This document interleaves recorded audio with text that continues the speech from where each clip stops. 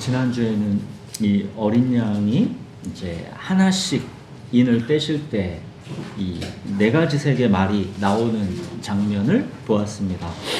기억하세요? 흰 말은 이기고 또 이기려고 하는 정복자들을 상징하고, 이 붉은 말은 전쟁과 폭력을 상징하고, 이 검은 말은 경제적 빈곤과 불평등을 상징하고, 이 마지막 이 청황색 말은 이 질병과 죽음을 상징한다 했죠.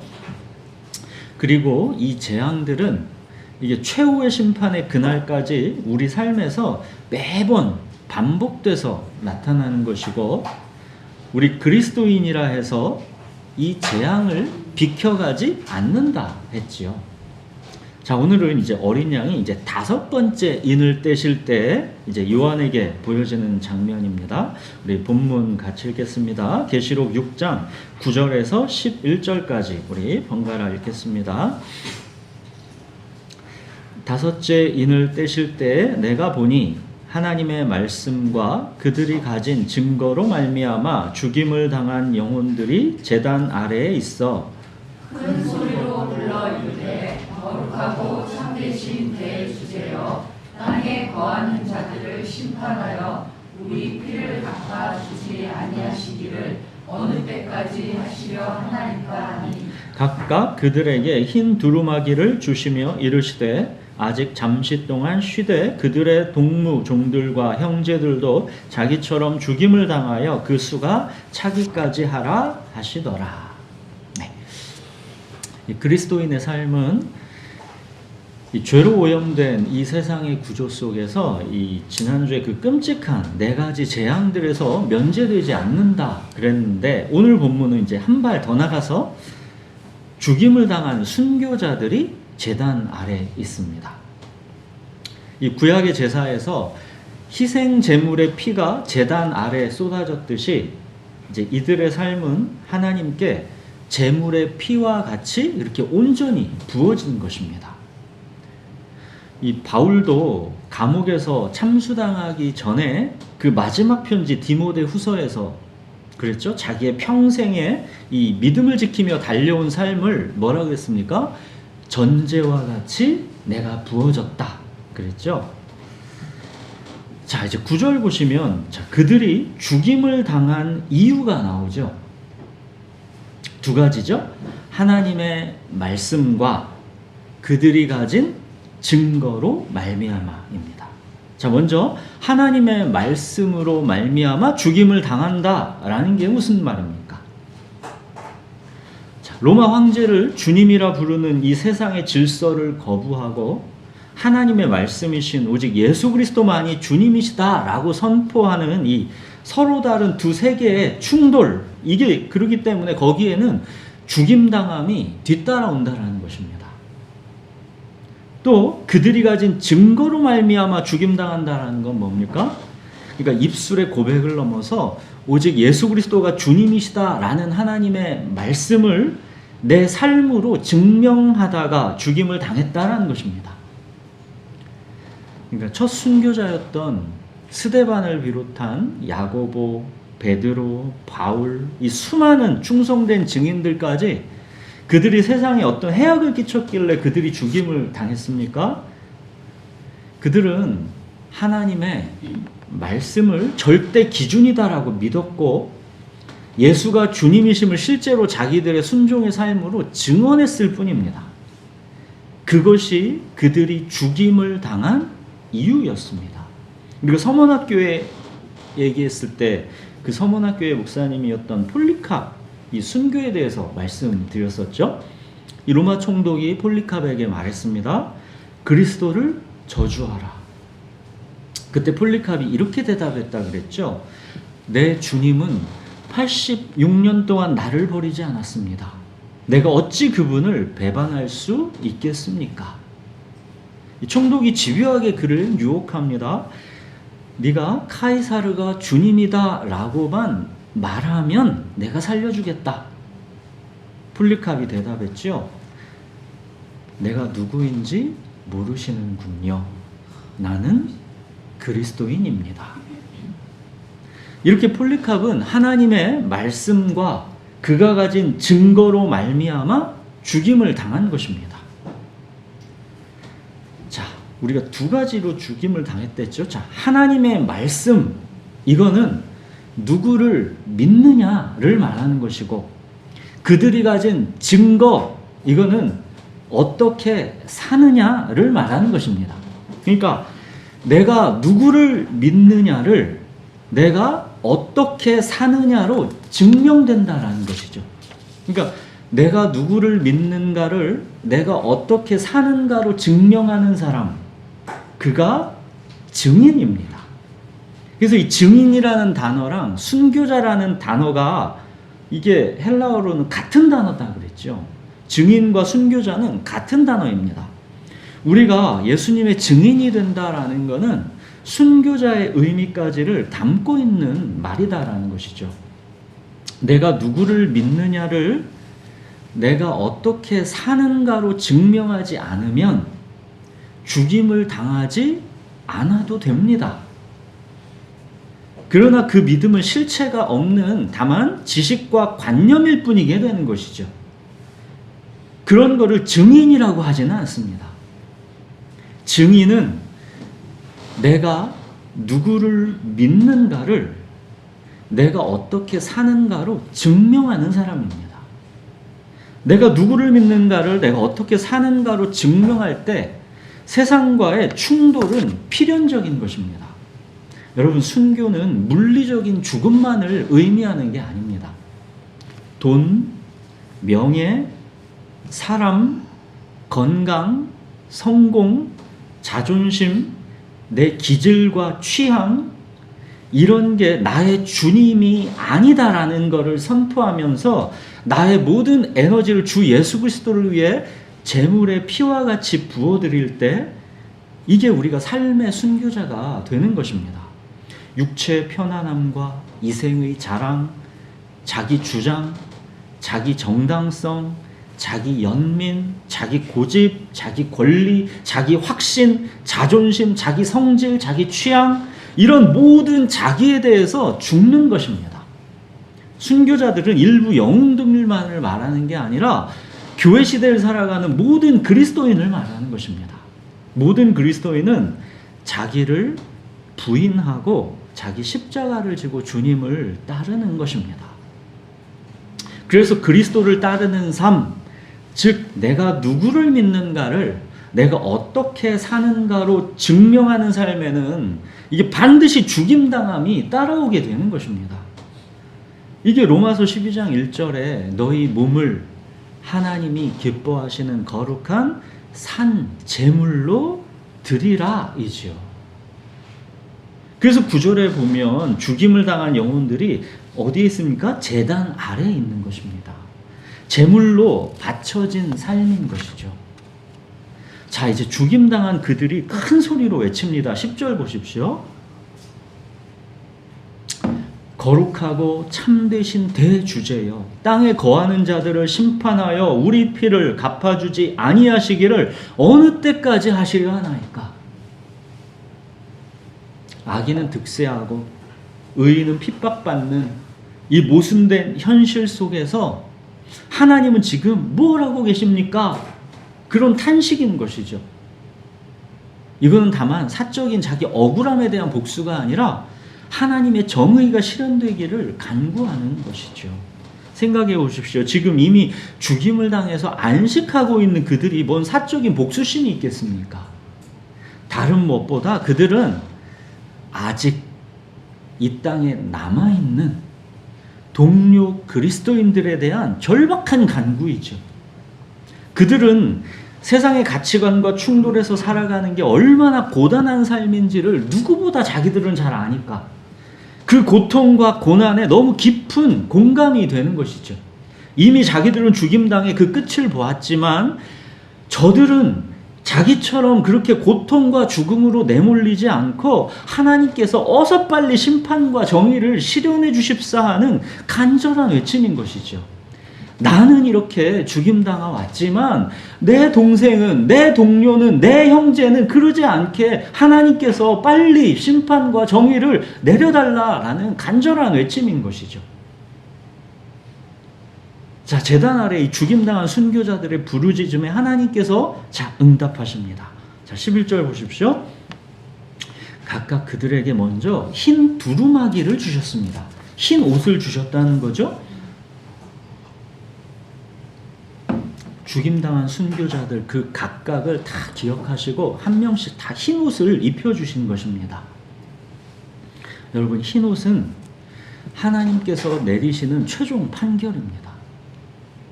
세상은 그들을 죄인이나 실패자로 낙인 찍어서 죽였지만 하나님은 그들에게 흰 옷을 입혀주심으로써 네가 옳았다, 네가 승리했다, 이거 공식적으로 선언하신 것입니다.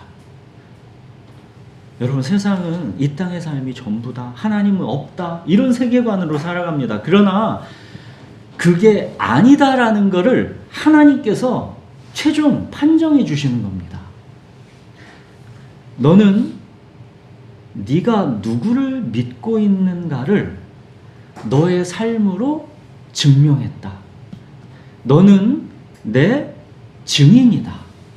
네가 옳았다. 그겁니다. 하나님의 인정과 위로, 여러분 이거면 너무도 충분한 보상 아니겠습니까? 자, 근데 그 다음 말이 충격적입니다.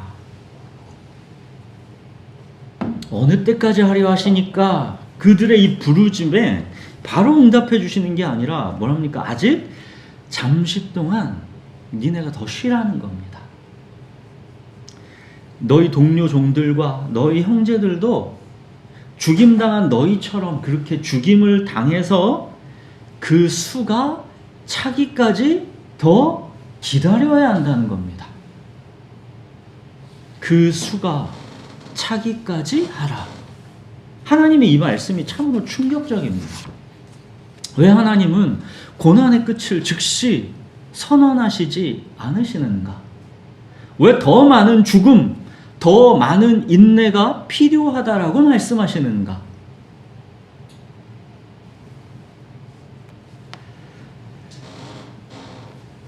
그 수가 차기까지 하라.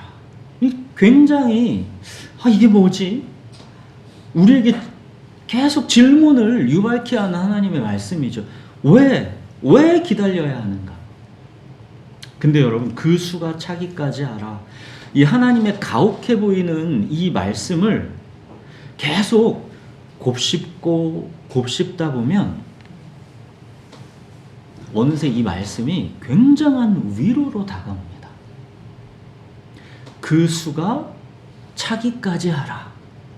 이 말씀은 우리의 고통과 희생과 죽음까지도 하나님의 계산 밖에서 우연히 일어나는 것이 아니다라는 것을 명확히 보여주는 겁니다. 우리의 고통과 희생과 죽음, 앞이 보이지 않고 이해되지 않았던 우리 삶의 모든 발자국들, 그 하나하나를 하나님께서 다 세고 계신다라는 겁니다. 하나님께서 우리의 고통에 냉정하게 방관하시는 게 아니라 오히려 우리의 고난과 순종과 죽음 뒤에 숨겨진 하나님의 거대한 섭리가 있다라는 것을 말씀하시는 겁니다. 하나님은 그 수가 차기까지, 그죠? 그 수가 차기까지 뭡니까? 명확한 경계선을 그으시는 겁니다. 지난주에 네 가지 색깔의 말들이 어린 양이 인을 떼실 때야 비로소 나왔던 것처럼, 그리고 그 재앙의 범위가 땅 4분의 1로 그 권세가 명확하게 제한됐던 것처럼 우리 그리스도인의 고난은 하나님의 강력한 주권과 통제 안에 있다라는 겁니다. 이거는 우리의 고난이 하나님도 어쩔 수 없이 당하는 게 아니라 우리를 향하신 하나님의 적극적 목적 이 안에 포함되어 있다라는 것입니다.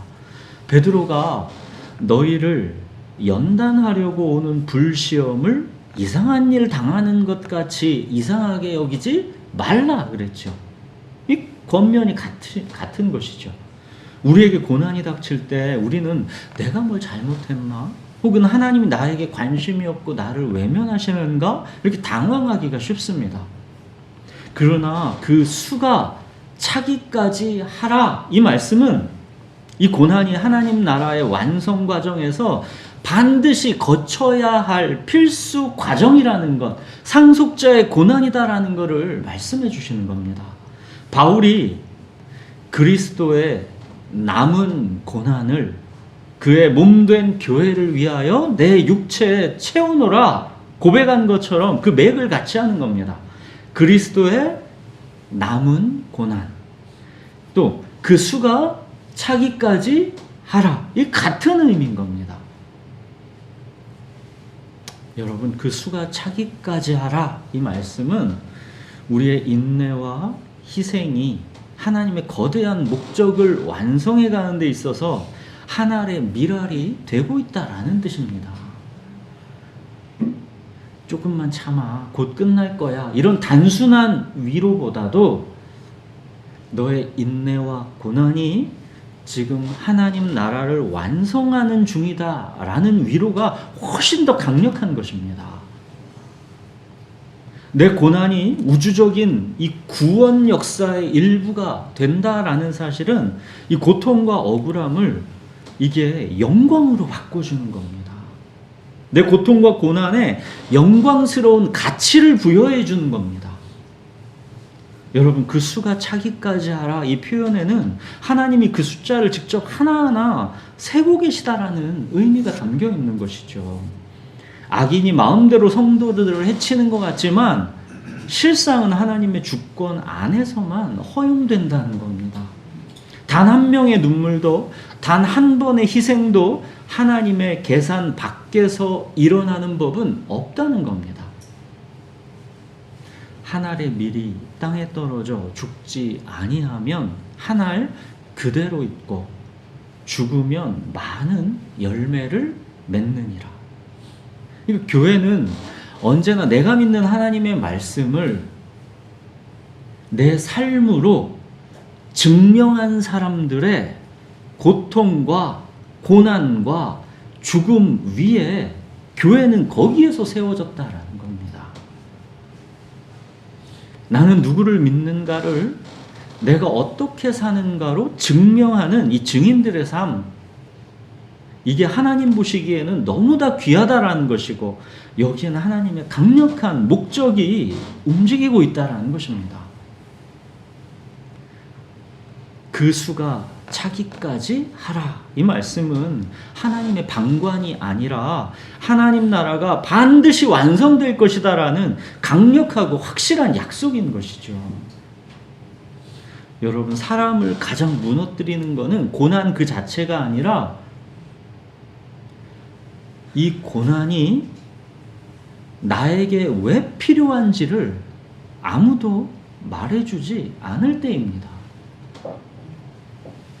그런데 그 수가 차기까지 하라, 이거는 하나님의 말씀은 이런 뜻인 겁니다. 너희 고난은 의미 없는 낭비가 아니다. 너희가 당한 일은 하나님의 역사에서 빠져도 되는 우연이 아니다. 그 고난은 없어도 될 실수가 아니라 반드시 지나가야 했던 길인 것이고 하나님 나라를 완성하는 한 장의 벽돌이다, 그 말씀입니다. 여러분, 이보다 더 큰 위로가 있을까요? 고난 자체는 여전히 힘들고 아프지만 그 고난이 필연이었다라는 해석은 우리를 절망에서 건져내는 것입니다. 사랑하는 여러분, 그 고난과 죽음이 누구에게 가볍고 쉽겠습니까? 누구인들 그게 쉽겠습니까? 그러나 예수님의 죽음과 그 이후에 예수님을 따르는 그리스도인들의 죽음은 완전히 다른 것입니다. 첫 순교자 이 스데반 죽음, 이게 예수님 죽음과 결정적으로 다르다라는 걸 말씀드렸었지요. 기억하십니까? 자, 십자가 위에서 예수님은 절규하셨습니다. 어찌하여 나를 버리셨나이까? 예수님은 그토록 친밀했던 아버지 하나님이 보이지 않는 그 어둠의 순간에 극심한 고통을 체험하셨습니다. 예수님은 죽음의 본질적인 공포, 즉 하나님과의 단절이라는 진짜 죽음을 홀로 감당하셨습니다. 그러나 여러분, 스데반의 죽음을 보십시오. 그 첫 순교자 스데반의 죽음, 그는 하늘에 계신 이 하나님의 영광과 하나님 우편에 서 계신 예수 그리스도를 보았습니다. 완전히 다른 것이죠. 어서 오렴, 잘하였도다, 착하고 충성된 종아. 그렇게 예수님은 스데반을 맞이해 주고 계신 겁니다. 예수님은 그토록 어둠 속에 절규를 토해내면서 마치 하나님께 버림당한 것과 같은 그 진짜 죽음을 경험하셨지만, 예수님께서 그렇게 이미 죽음을 삼키셨기에 스데반에게 죽음은 단지 잔이라라고 되어 있죠. 잔이라. 예수님이 죽을 때는 해가 빛을 잃고 온 땅이 어둠이었지만, 스데반이 죽을 때는 하늘이 열리고 하나님 우편에 서 계신 예수님이 스데반을 맞아주고 계십니다. 나 있는 곳에 너희도 있게 하리라 하신 예수님께로 가는 것입니다. 오늘 본문에는 그걸 다 보여주는 것이죠. 사랑하는 여러분, 예수님이 이미 죽음을 멸하시고 승리하셨기 때문에 우리 그리스도인의 죽음은 절망이 아니라 주님께로 가는 문입니다. 그냥 잔이라입니다. 잔이라. 여러분, 이게 바로 복음입니다. 우리는 잠시 잠드는 것뿐입니다. 우리 영혼은 안전하며 우리 이 죽을 몸은 애벌레가 나비가 되는 것처럼 영광스럽게 부활할 것입니다. 그래서 그 수가 차기까지 하라.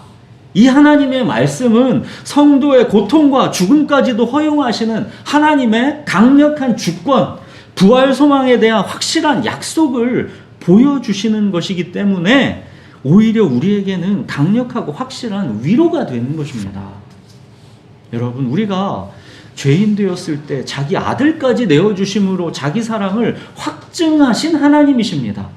그런 하나님께서 얼마나 자신 있으면, 얼마나 그것이 우리에게 복이면 하나님께서 우리의 고통과 죽음을 놓고도 저렇게 그 수가 차기까지 하라 하시겠습니까? 사랑하는 여러분, 순교 없이 신앙생활을 하려는 안일함을 단호히 버리셔야 합니다. 우리의 삶이 예수 믿는 사람으로 살면서 세상의 가치관과 아무런 갈등도 싸움도 구별됨도 없다면 우리의 신앙은 죽었거나 잠자고 있는 것입니다. 세상 가치관의 충돌은 이게 필연적으로 우리 삶에 독특한 경험들을 만들어낼 수밖에 없습니다. 우리가 세상 속에서 느끼는 고독감, 외로움, 억울함, 때로는 놀림받음, 신앙생활, 이런 거는 잘못하고 있다는 증거가 아닙니다. 오히려 그것은 우리가 세상이 아니라 하나님께 속해 있다라는 가장 당연하고도 건강한 증상입니다. 이게 없으면 그게 이상한 겁니다. 오히려 하나님은 없다, 이 세상이 전부다, 이런 세상을 우리가 살아가는데, 이 세상의 가치관 속에서 살아가는데 거기서 그리스도인이 아무런 갈등이 없이 살아간다면, 그게 너무 자연스러운 삶이라면 그게 정말 이상한 겁니다. 사랑하는 여러분, 내가 누구를 믿는가를 내가 어떻게 사는가로 증명하는 삶에는 많은 고난이 따를 것입니다. 그러나 이 고난의 학교에서 우리는 사람이 떡으로만 사는 것이 아니라 하나님의 말씀으로 산다라는 것을 배우는 것입니다. 이 과정이 힘들지만 우리의 거룩을 위해 반드시 필요한, 이거는 상속자의 고난인 것입니다. 그리고 우리의 고난은 우리 자신의 성화만을 위한 게 아닙니다. 그냥 나 좀 성화하기 위해서, 내가 좀 더 잘 빚어지기 위해서, 그런 목적도 고난이 분명히 있지만 그것만이 아니라 하나님은 우리의 고난의 삶을 통해 세상에 그리스도를 보여주십니다. 우리가 세상에 복이 되게 하십니다. 우리 입술의 주여 주여가 그리스도를 증거하는 것이 아니라 우리의 고난이 그리스도를 증거합니다.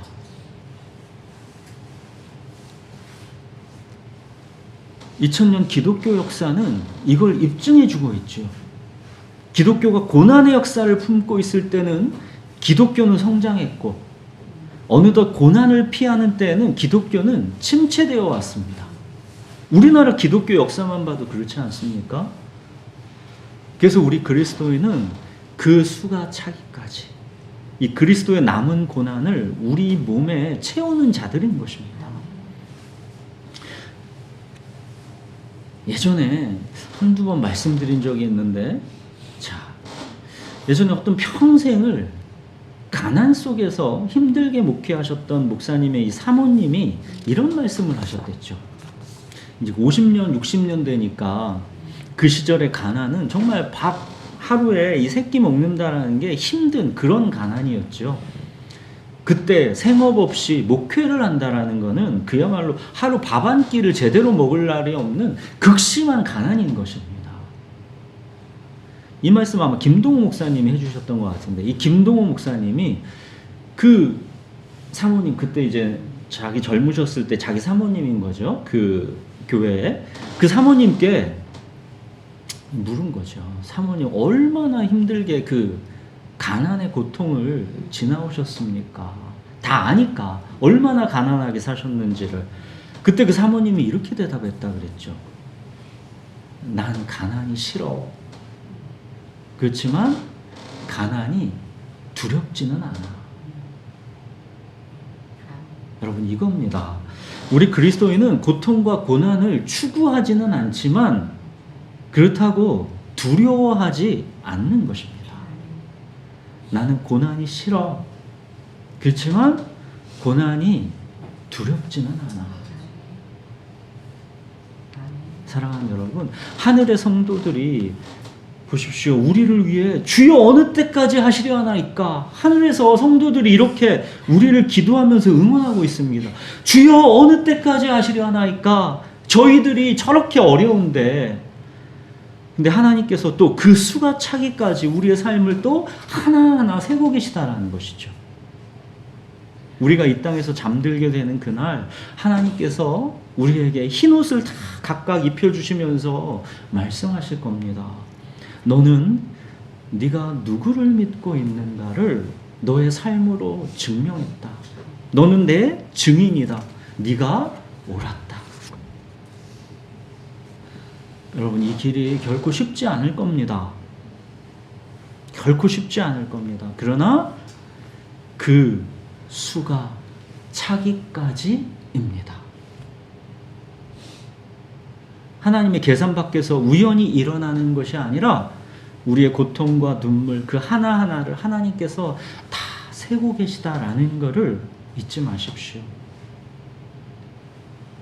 내가 누구를 믿는가를 내 삶으로 증명하는 증인의 길, 이 길로 우리 서로를 응원하면서 함께 걸어갑시다. 우리 기도하겠습니다.